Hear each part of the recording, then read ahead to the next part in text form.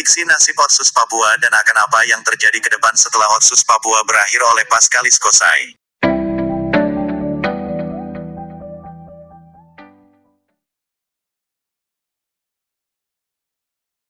Sebelum menonton jangan lupa tekan tombol subscribe dan like di channel Yohanes Aso.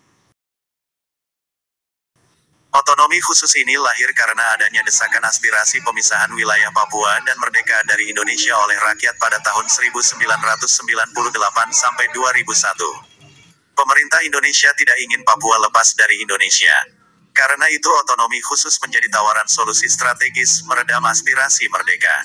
Setelah diberlakukan otonomi khusus, pemerintah Indonesia sering menggunakan pemberlakuan Otsus sebagai alat diplomasi politik luar negeri meyakinkan negara lain bahwa pemerintah Indonesia memperhatikan penuh bangun Papua dengan Otsus tersebut. Diimplementasikan, ternyata pemerintah tidak konsisten mengimplementasikan komitmennya sesuai amanat Undang-Undang Otsus itu sendiri. Banyak mengingkari pemerintah terhadap amanat Undang-Undang Otsus itu sehingga menimbulkan banyak masalah. Masalah tersebut begitu terakumulasi lama selama 19 tahun ini sehingga begitu didengar isu bahwa Undang-Undang Otsus akan direvisi dalam tahun 2020 ini, maka rakyat mulai menunjukkan sikap menolak pemberlakuan otonomi khusus di tanah Papua.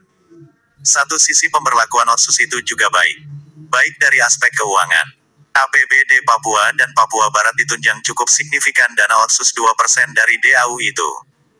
Tetapi semangat kekhususan itu tidak hanya terbatas pada pemberian dana saja, namun jauh lebih penting adalah penyerahan kewenangan. Kewenangan untuk mengatur, memproteksi dan memberdayakan orang Papua. Soal kewenangan inilah menjadi titik lemah dalam pelaksanaan otonomi khusus. Maka gubernur dan jajaran pemerintah daerahnya selalu dipersulit.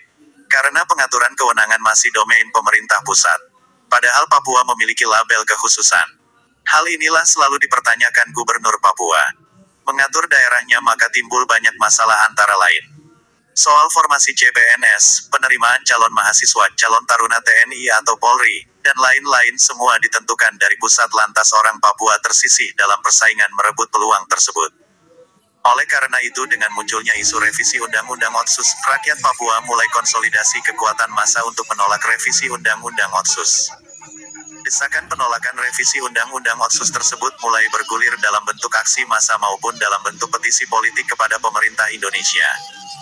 Rakyat Papua mulai menawarkan solusi demokratis, yaitu referendum sebagai sarana penyelesaian masalah Papua.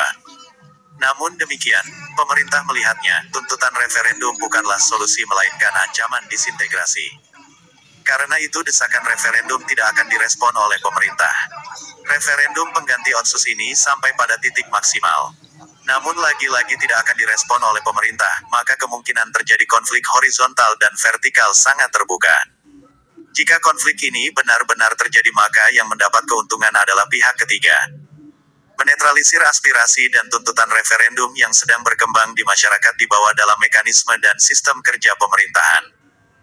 Terima kasih dan cukup sekian berita terbaru dari kami dan jangan lupa tekan tombol subscribe dan like di channel Yohanes Aso.